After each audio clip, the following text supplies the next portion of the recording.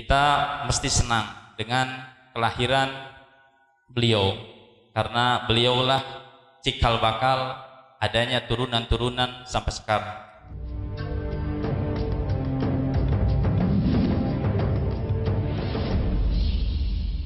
Assalamualaikum warahmatullahi wabarakatuh. Bismillahirrahmanirrahim. Innal hamdalillah nahmaduhu wa nasta'inu wa nastaghfiruh wa na'udzu billahi min shururi anfusina wa min sayyiati a'malina. May yahdihillahu fala mudilla lahu wa may yudlilhu fala hadiya lahu. Asyhadu an la ilaha illallah wa asyhadu anna sayyidana Muhammadan abduhu wa rasuluhu sallallahu alaihi wa ala alihi wa sahbihi ajma'in. Allahumma salli alaihi salatan tushrahu biha sudur wa tahunu bihal umur wa tankashifu biha sudur. Amma ba'du. Yang kami hormati dan kami muliakan guru kita semua, guru besar kita Al-Habib Quraisy Baharun, semoga Allah panjangkan umurnya, Allah sehatkan badannya, Allah lancarkan dakwah dan segala urusan dunia dan akhiratnya.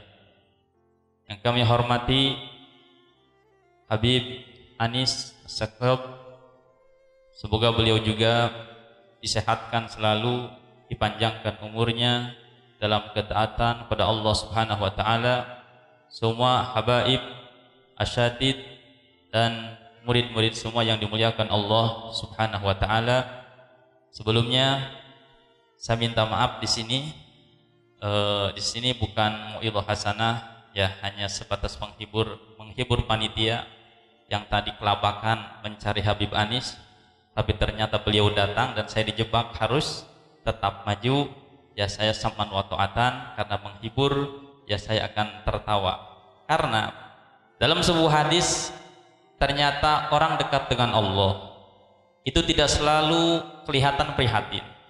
Dalam sebuah hadis yang dicantumkan oleh Imam Ghazali dalam kitab Ihya Ulumuddin, inna min khiyari ummati qauman yadhakuna jahron min sa'ati rahmatillah wa yabkuna sirran khaufan min adabihi abdanuhum fil ardi wa qulubuhum fis sama, abdanuhum arwahuhum fid dunya wa uquluhum fil akhirat yatamashuna bis sakinah wal waqar.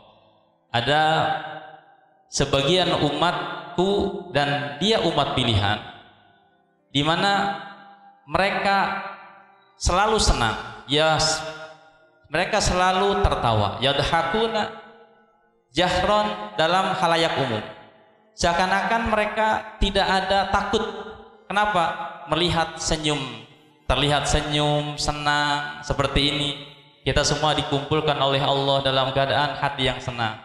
Kita meskipun tahu ada akhirat, tahu ada siksa kubur yang begitu dahsyat, tapi lupakan sejenak, mari kita tertawa untuk bahagia agar rahmat Allah terasa. Kita di hadapan makanan tidak perlu memikirkan kematian, karena nanti makanan tidak terasa enak. Betul tidak? Kenapa? Itu termasuk min khiyari ummati. Yadhakuna jahron, tertawa biasa. Min sa'ati rahmatillah. Kenapa? Karena merasa kita ini mendapatkan rahmat Allah. Bagaimanapun kita harus besar roja. Roja kita harus lebih besar daripada khauf kita. Apalagi kita masih dalam usia-usia muda. Roja kita pada Allah harus lebih besar daripada khauf kita. Agar apa? Agar syukur dalam hati kita selalu timbul. Itu salah satu cara ulama untuk yadhakuna jahron. Tetapi wayabkuna sirran khaufan min adabihi. Tetapi ketika sendiri di tempat di mana orang tidak mengetahuinya, dia akan menangis khaufan min adabihi, karena khawatir, takut siksanya Allah Subhanahu wa taala. Abdanuhum fil ardi wa qulubuhum fis sama. Badan mereka di bumi, mereka biasa tertawa, tidak terlihat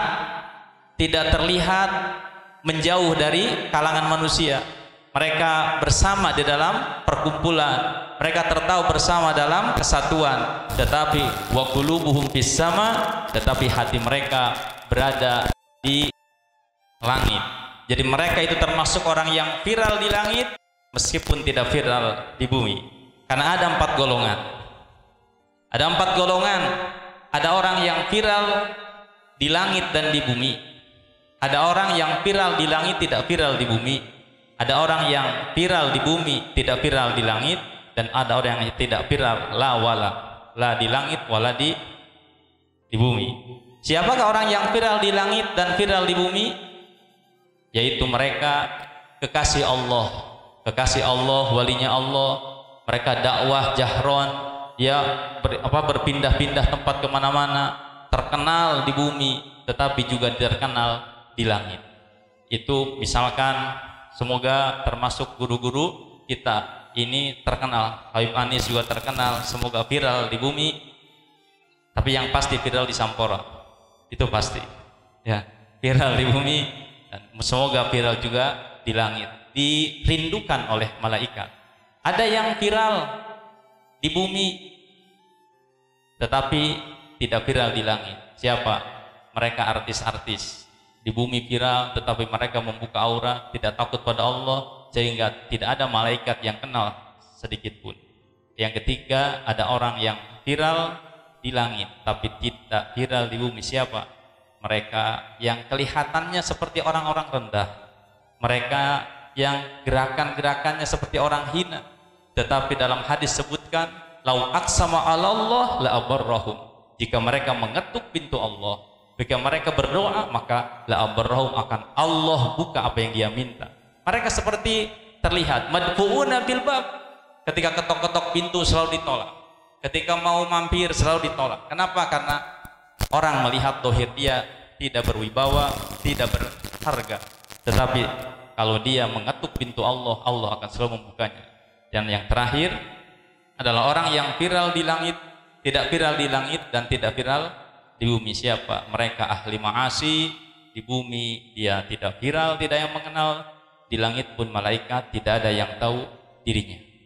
Dalam berhubungan dengan milad Fatimah Zahra, kita mesti senang dengan kelahiran beliau, karena beliaulah cikal bakal adanya turunan-turunan sampai sekarang. Alhamdulillah kita merasa senang dengan milad Fatimah Zahra. Tetapi kita akan merasa sedih ketika tadi Sayyid Utsman menceritakan tentang wafatnya Idrus ya. Sayyid Idrus menceritakan tentang wafatnya Sayyidah Fatimah. Berhubungan dengan kematian itu adalah sesuatu yang niscaya. Dalam hikam, Syekh Athaillah mengatakan tatallu'uka ila baqa'i ghairihi dalilun ala adami wujdanika lahu wastihashuka ala fuqdani ma siwahu dalilun ala adami wuslatika bihi. Hasratmu ingin tetapnya sesuatu selain Allah, dalilun ala adami wujudanika lahu, itu menunjukkan engkau belum menemukan Allah Subhanahu wa ta'ala. Jadi jika hasrat kita di dunia ini masih mengharapkan sesuatu selain Allah, maka itu menunjukkan belum ada ittisal, belum ada ruh kita ini belum bisa nyambung pada Allah Subhanahu wa ta'ala. Dalam tubuh kita diciptakan dari jasad yang kasar, tetapi kita diharuskan mendekat pada Allah. Itu tidak mungkin, karena jasad kita kasar sedangkan Allah tidak terlihat. Tapi adilnya Allah menempatkan satu ruh, di mana ruh itu bisa menyambungkan kegaiban Allah dengan kekasaran tubuh kita. Nah, ruh itulah yang akan menyambungkan antara diri kita dengan Allah Subhanahu wa ta'ala.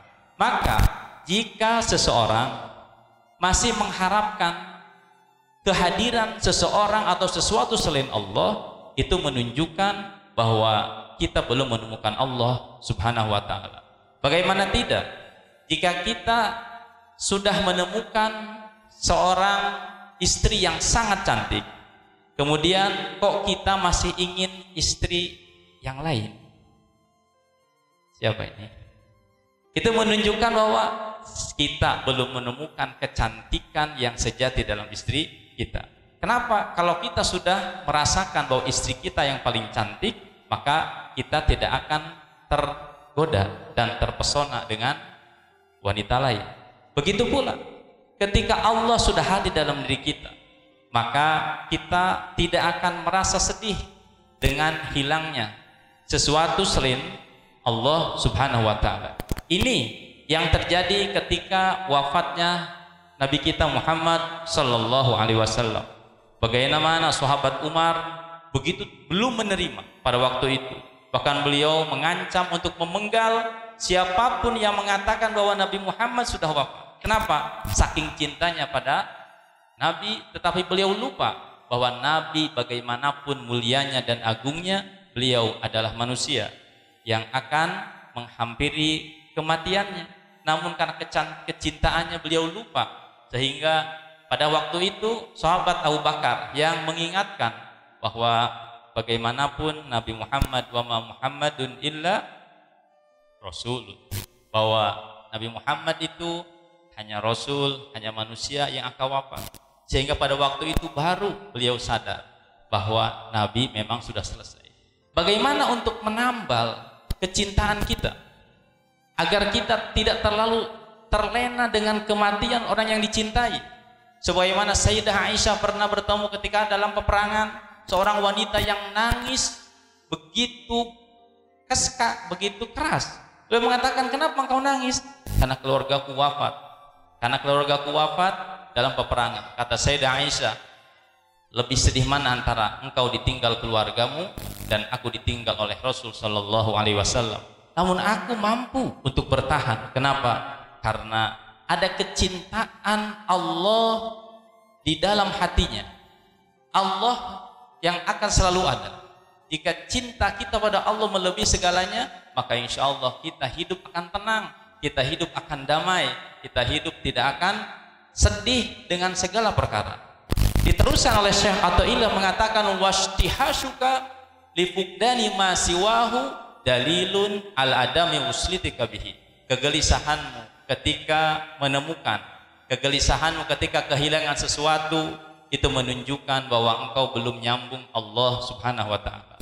Satu ketika anak bertemu dengan guru, ya, bertemu dengan guru, di mana guru ini memberikan nasihat kepada seorang perempuan yang sudah ditinggal oleh suaminya. Suami ini baik sekali, sehingga istrinya sedih, ya, sehingga istrinya sedih karena suami yang soleh itu didambakan oleh istrinya, sebagaimana istri yang soleh didambakan oleh suaminya. Ketika suaminya meninggal, begitu sedih seorang perempuan ini. Kemudian beliau bertemu dengan guru anak. Kenapa kamu sedih? Saya ditinggal oleh suami yang sangat saya sayangi. Dialah pelita hatiku dan pelipur larak. Tanpanya hidup seakan-akan tak berdaya. Itu kalau lagi lebay, ya, seperti itu. Memang kadang lebay itu agak penting juga, ya, ada gitu ya. Seperti tadi kan ceritanya Sayyidina Ali dengan Siti Fatimah. Aku pernah sebelum menikah membayangkan seseorang yang dicintai, siapa dia? Engkau. Sama seperti ketika Rasul menikah dengan Sayyidah Aisyah. Ketika sudah menikah, beliau mengatakan, aku bermimpi 2 kali ada sebuah kain sutra, dan ketika dibuka ternyata itu engkau. Jadi kita juga bisa nanti sama istri, aku sudah mimpi bahwa engkau akan menjadi istriku sebelum engkau lahir. Ya memang sudah di zaman azalinya sudah ada. Ya itu salah satu untuk membahagiakan istri. Kan katanya boleh berbohong untuk membahagiakan bahkan istri. Ya itu salah satunya. Ya kemudian ketika ketika terjadi ditinggal oleh kata guru anak, sudah katanya sedih boleh, tetapi jangan keterusan. Kenapa? Kalau engkau sedih ditinggal seseorang dan sampai keterusan, itu menunjukkan engkau belum bisa menghadirkan Allah Subhanahu wa taala. Dulu engkau berbakti pada suamimu, suamimu meninggal, engkau sekarang tinggal taat dan sempurna untuk menghambakan diri pada Allah Subhanahu wa taala. Makanya dari hikmah Syekh Athaillah, kita tidak begitu harus merasa sedih dengan kehilangan siapapun atau apapun. Kita harus merasa sedih ketika tidak hadir Allah dalam setiap detik kita. Menurut ahli makrifat, hijab, ketidakmengenalan kita pada Allah itu adalah kesedihan yang paling dalam. Ketika ada detik-detik di mana kita tidak mengingat Allah, itulah kesedihan yang paling mendalam. Namun itu pun sulit karena kita harus mencoba sedikit-sedikit. Semoga kita bisa selalu menghadirkan Allah Subhanahu wa taala. Itu yang bisa saya sampaikan sedikit, dan mohon maaf kepada semua jika ada kesalahan. Semoga ada manfaatnya. Wal 'afwu minkum. Assalamualaikum warahmatullahi wabarakatuh.